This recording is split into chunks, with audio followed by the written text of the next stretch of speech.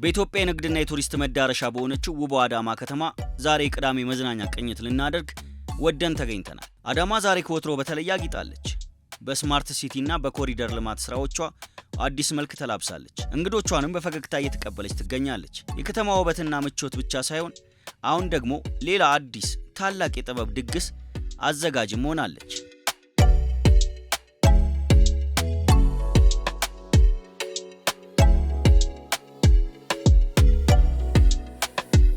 በአዳማ እየተከናወነ ያለው የኮሪደር ልማት የከተማዋን ገጽታ ከመቀየር ባለፈ ለኪነ ጥበብና ለባህል መድረኮች ምቹ ድባብን ፈጥሯል። ያማሩ መንገዶች፣ ሰፊ የእግር ጉዞ ስፍራዎችና ለምለም መናፈሻዎች አዳማን የኢትዮጵያ የቱሪስት መዳረሻነቷን ከፍ አድርገውላታል። አዳማ የንፋስና የፈጣን እንቅስቃሴ ከተማ። አዳማ በሚገኘው ታሪካዊ አበበ ቢቂላ ስቴዲየም አዲስ የጥበብ ድል የጽናት ተምሳሌት በሆነው በዚህ ታላቅ መድረክ የሰርከስ ኪነ ጥበብ የመጀመሪያ ዙር ውድድር ሊጀመር።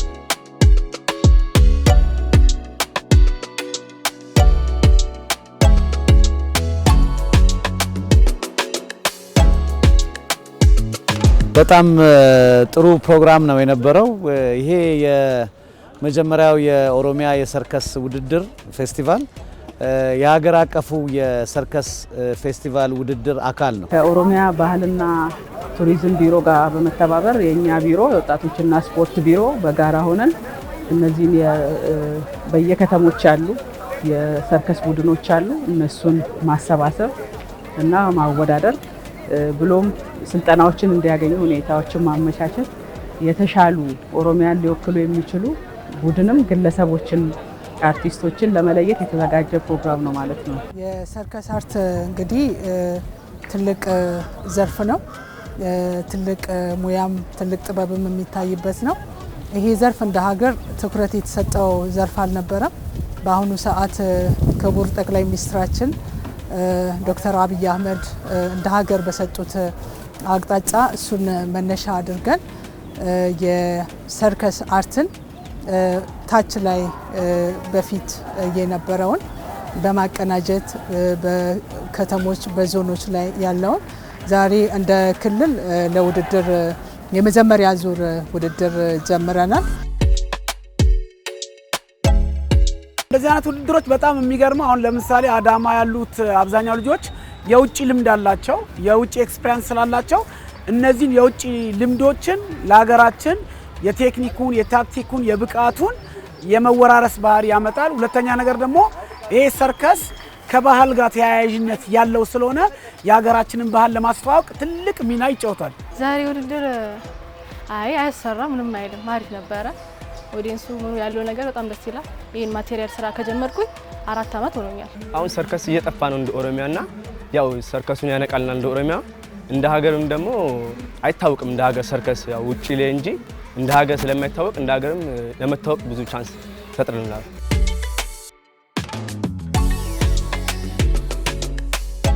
ይህ ዛሬ የምናየው የመጀመሪያ ዙር የኦሮሚያ የሰርከስ ኪነ ጥበብ ውድድር በራሱ የመጣ አይደለም።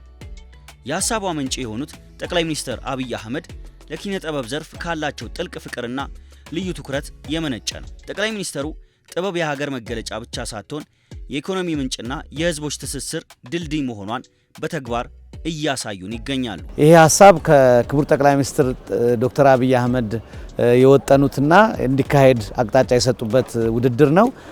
እሳቸው በየአካባቢው በየቦታው በሚሄዱበት ጊዜ ሁሉም የኢትዮጵያ ወረዳዎች ላይ ከተማዎች ላይ በጣም ህፃናት ታዳጊዎች ሰርከስን እየተጠቀሙ አቀባበል ሲያደርጉ ጥበባቸውን እያሳዩ ስለተመለከቷቸው እነኚህን ልጆች አንድም መድረክ ለመስጠት አንዱ ክልል ከአንዱ ደግሞ ልምዱን እንዲቀስም ለማድረግ ዓለም አቀፍ የሆነም ደግሞ ተመክሮ ሊያገኙበት የሚችሉ አውድና ፕላትፎርም ለመፍጠር ይሄ ውድድር እንዲዘጋጅ በተሰጠን አቅጣጫ መሰረት የባህልና ስፖርት ሚኒስቴር የጠቅላይ ሚኒስትር ጽህፈት ቤት አንድ ላይ በመሆን ይሄን ውድድር በክልሎች እንዲያካሂዱ እየደገፈ ይገኛል። የሰርከስ ውድድር ለብዙ ጊዜያት ለፕሮግራሞች ማድመቂያ እና የተለያየ ዝግጅቶች ላይ የሚገኝ ብቻ ነበር ማለት ነው። አሁን እነዚህ አርቲስቶች የሰርከስ ጥበበኞች ሀገራቸውን ወክለው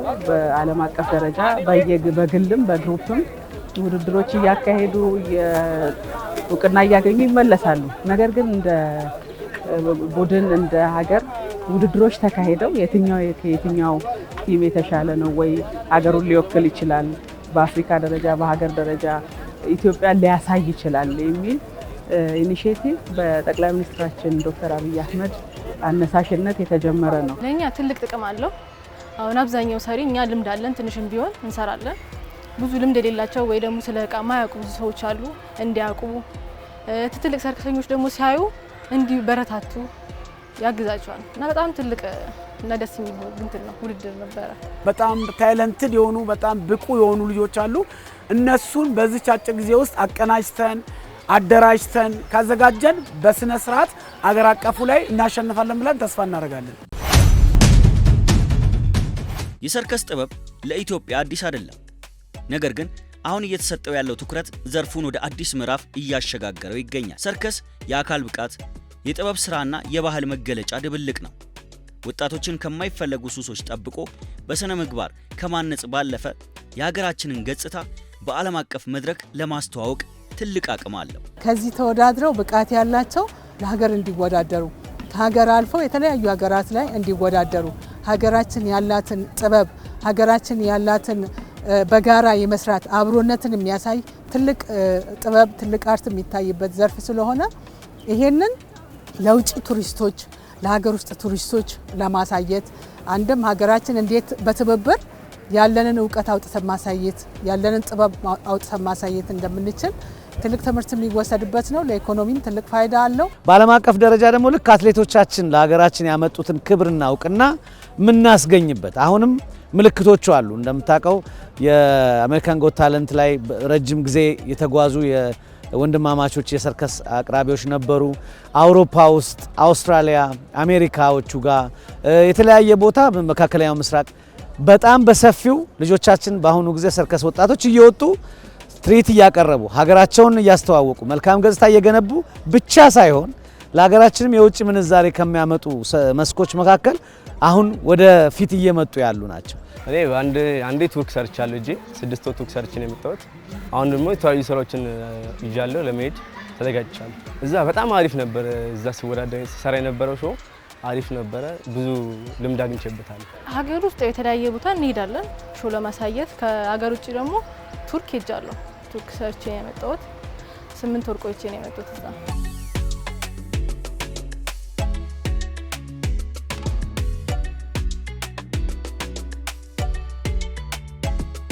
ይህንን ትልቅ የአካልና ጥበብን እንዴት አድርገን ከፍ ማድረግ እንችላለን የሚለውን ወጣቶችን የመለየት ቀጥሎ ያሉትን ደግሞ በሌሎች ከተሞች በሁሉም ወረዳ ዞኖች ለሀገር ኢኮኖሚ ትልቅ ፋይዳ ያለው ሙያ ዘርፍ ከፍ ብሎ እንዲወጣ ለማድረግም ትልቅ ፋይዳ አለው። በስተመጨረሻም አዲስ አበባ ላይ የኢትዮጵያ የሰርከስ አጠቃላይ ውድድርና ፌስቲቫል ይካሄዳል። በዛ ውስጥ የሚደረገውም እንግዲህ ሽልማቱን ራሳቸው ክቡር ጠቅላይ ሚኒስትር የሚሰጡት ሽልማት ነው የሚሆነው። ይሄ ለኢትዮጵያ የጥበብ ታሪክ አዲስ ምዕራፍ የከፈተ ነው። በአካባቢው በሰፈሩ የተደበቁ ብዙ ችሎታ ያላቸው በችሎታቸው ማሳየት ያልቻሉ ተስፋ የቆረጡ በእርግጠኝነት በዚህ ሙያ በዚህ እውቀት አጠቃላይ በኢትዮጵያ ያሉ ባለሙያተኞች ተነስተው እንደ አዲስ መወለድ ወይም ደግሞ እንደ አዲስ መፈጠር ነው። አሁን ላይ የሚያስፈልገን አብዛኛው ማቴሪያል ነው። የምንሰራው ማቴሪያል ስለሆነ እቃ በጣም ያስፈልገናል።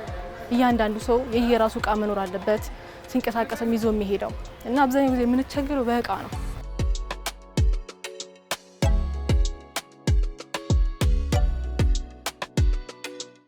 እንግዲህ እናሸንፋለን ብለን የተነሳ ነው።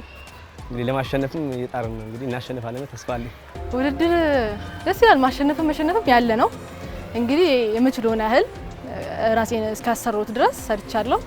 እንግዲህ አሸንፋለሁ ብዬ አስባለሁ። ህዝቡ እንግዲህ ማበረታታት አለበት፣ ማወቅ አለበት። ወጣቱን ማገዝ፣ ወደዛ እንዲሄድ ትብብር ማድረግ፣ ፋይናንሻሊ ማገዝ፣ የሚሰጠው ስልጠና ላይ ወደዛ ማበረታታትና ግፊት ማድረጉ ከማህበረሰቡ የሚጠበቅ ነው። ይሄ አርት ደግሞ ትልቅ እንደሆነ የኢትዮጵያን ባህል ስፖርት በዚህ ዘርፍ ያለውን ነገር ሊያሳይ የሚችል ነገ ኢትዮጵያን የሚያኮሩ ልጆች ሊፈጠሩበት የሚችል ስራ ስለሆነ እንዲሳተፍ እንዲያበረታታቸው መልእክት ማስተላለፍ ፈልጋለሁ። በሁሉም ክልሎች ውስጥ የሚደረጉ ውድድሮችን ህዝቦች በሙሉ በየአካባቢያቸው እየታደሙ ይህንን ጥበብ እንዲቋደሱ ከዛ ውስጥ የሚገኘውን ነገር ሁሉ እንዲያዩ እንዲመለከቱ እንጋብዛለን። ይሄ ጥበብ በአጠቃላይም ደግሞ በመጨረሻ አዲስ አበባ ከተማ ላይ በትልቅ መድረክ ነው ውድድሩ የሚካሄደው። ያኔም ተገኝተው እንዲመለከቱ እና እንዲያበረታቷቸው ጋብዛለን።